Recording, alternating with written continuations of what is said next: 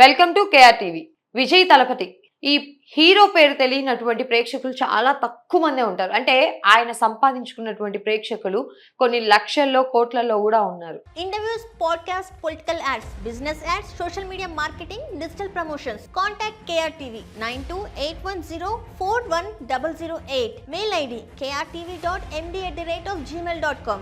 Main గా ఈ మధ్య కాలంలో విజయ్ తలపతి ఒక పార్టీని పెట్టారు. మెయిన్ గా విజయ్ తలపతి తమిళనాడు రాష్ట్ర రాజకీయాల్లోకి ఎంట్రీ ఇచ్చారు. ఒక పార్టీని పెట్టారు. సో అక్కడి నుంచి ఈయన పేరు వివాదాస్పదంగా మారుతానే వచ్చింది. ఒకటి, ఈయన కోసం ఈయన చూడడానికి వచ్చినటువంటి ఈయన ఫ్యాన్స్ తొక్కిసలాటలో మరణించడం. రెండు, ఈయన సినిమాలని రిలీజ్ కానివ్వకుండా చూస్తున్నారా అని చెప్పేసి కొన్ని వార్తలు. అండ్ ఇంకొక మూడోది ఈయన పర్సనల్ లైఫ్ గురించి. అయితే రీసెంట్ గా ఈయన భార్య ఈయనకు సంబంధించినటువంటి అంటే 25 ఏళ్ల వీళ్ళ వైవాహిక జీవితంలో ఈయన గురించి కొన్ని వివాదాస్పదమైనటువంటి ఎలిగేషన్స్ బయటకు వస్తా ఉన్నాయి. అవి నిజాలా లేదంటే అవి జస్ట్ ఎలిగేషన్స్ ఏనా ఏంటి ఈ వీడియోలో తెలుసుకునే ప్రయత్నం చేద్దాం. అయితే చాలా మంది రియల్ లైఫ్ హీరోస్ గా భావించేటటువంటి మూవీ హీరోస్ అయి ఉండొచ్చు, క్రికెటర్స్ అయి ఉండొచ్చు, లేదా పెద్ద పెద్ద బడా బిజినెస్ మ్యాన్స్ అయి ఉండొచ్చు. వాళ్ళ ప్రొఫెషనల్ లైఫ్ లో మాత్రం చాలా సక్సెస్ఫుల్ గా కొనసాగుతూ ఉంటారు. కానీ వాళ్ళ పర్సనల్ లైఫ్ వచ్చేసరికి చాలా మంది ఇబ్బందుల్ని ఎదుర్కొంటా ఉంటారు. అసలు అంటే ఒకళ్ళ లైఫ్ లోకి వెళ్ళి మనం తొంగి చూడలేం, కానీ వాళ్ళ లైఫ్ ని లీడ్ చేసేటటువంటి ఆ స్వేచ్ఛ, ఆ స్వతంత్రత వాళ్ళకు ఉంది. సో ఉంది కాబట్టే వాళ్ళ లైఫ్స్ ని వాళ్ళు లీడ్ చేసుకుంటా వెళ్తా ఉంటారు. అయితే ఈ తరహాలోనే విజయ్ తలపతికి సంబంధించి 25 ఏళ్ల ఆయన వైవాహిక జీవితంలో వాళ్ళ ఆవిడ కోర్టు మెట్లెక్కడం జరిగింది డివోర్స్ కోసం. ఈ డివోర్స్ కోసం అప్లై చేసినప్పుడు ఈవిడ మాట్లాడినటువంటి అంటే ఈవిడ ఆ పిటిషన్ లో పేర్కొన్నటువంటి కొన్ని మాటలను ఇప్పుడు మనం చూద్దాం. ఈవిడ మెయిన్ గా చెప్తున్న విషయాలు ఏంటి అంటే, ఆవిడ చాలా ఎమోషనల్ డిప్రెషన్ లోకి వెళ్ళడం జరిగింది.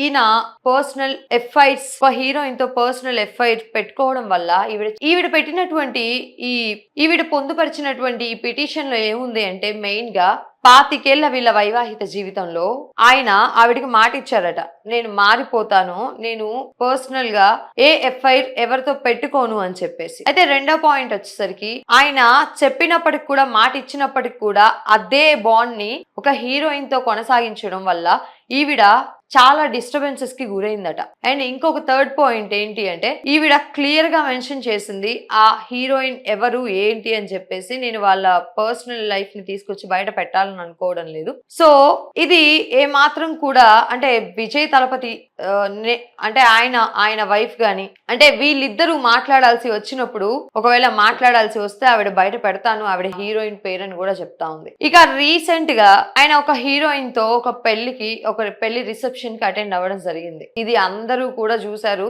న్యూస్ లో కూడా తెగ వైరల్ అవుతా ఉంది. అండ్ ఇక్కడ మనం ఒక విషయాన్ని మాట్లాడుకోవాలి. చాలా మంది క్రికెటర్స్ అండ్ చాలా మంది హీరోయిన్స్ వాళ్ళ ప్రొఫెషనల్ లైఫ్స్ లో మాత్రం ద బెస్ట్ గా దూసుకెళ్లిపోతా ఉంటారు. కానీ వాళ్ళ పర్సనల్ లైఫ్స్ కి వచ్చేసరికి అంత సక్సెస్ అవ్వలేదు అని చెప్పేసి మాట్లాడుకుంటా ఉంటారు. ఇది బయట మాట్లాడేటటువంటి మాట. Either success or failure. ఒక మనిషికి అయితే సక్సెస్ లేదంటే ఫెయిల్యూర్ ఉంటుంది.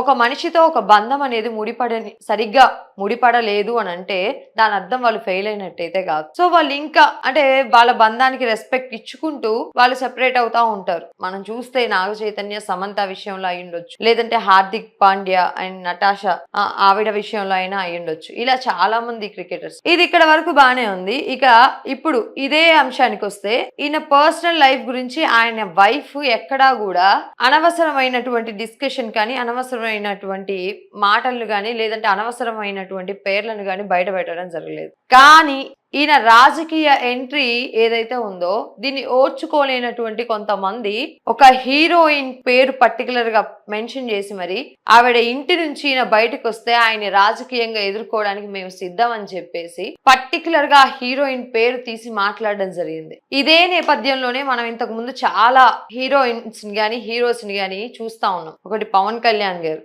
రాజకీయంగా ఆయన్ని ఎదుర్కోలేకపోయినటువంటి వాళ్ళు ఆయన పెళ్లిళ్ళ గురించి మాట్లాడారు. అండ్ ఇంకా కొంతవరకు మాట్లాడితే అక్కడక్కడ మోడీ గారికి అటు ప్లస్ పాయింట్ అయిన పెళ్లి అనేది, లేదా అటు మైనస్ పాయింట్ అయిన పెళ్లి అనేది, అంటే ఏ విధంగా మాట్లాడాలనుకుంటారో పీపుల్ వాళ్ళకి తగ్గట్టు తీసుకుంటారనమాట. ఇదే తరహాలో ఇప్పుడు విజయ్ తలపతి కూడా ఇదే ఇష్యూని ఫేస్ చేశాడు. రాజకీయంగా ఈయనని ఫేస్ చేయలేము అని ఏమైనా భావించారేమో తమిళనాడు రాష్ట్ర రాజకీయాల్లో ఉన్నటువంటి రాజకీయ నాయకులు ఈయనని పర్సనల్ గా మాట్లాడడం స్టార్ట్ చేశారు. ఇక్కడ వీళ్ళ పర్సనల్ లైఫ్స్ వల్ల ఎవరికి ఏం నష్టం జరగదు, అటు వాళ్ళకి ఏం నష్టం జరగదు, ఇటు పీపుల్ కి ఏం నష్టం జరగదు. ఎందుకంటే మనం చూసాం క్రికెట్ ఆడే క్రికెటర్లు అందరూ బ్రహ్మాండంగా క్రికెట్ ఆడతారు. వాళ్ళ పర్సనల్ లైఫ్స్ ఎక్కడో ఉంటాయి, వాళ్ళు ఏదో చేసుకుంటారు, వాళ్ళ తిప్పలు వాళ్ళు. ఎందుకంటే వాళ్ళు సర్వసాధారణ ప్రజలే కదా.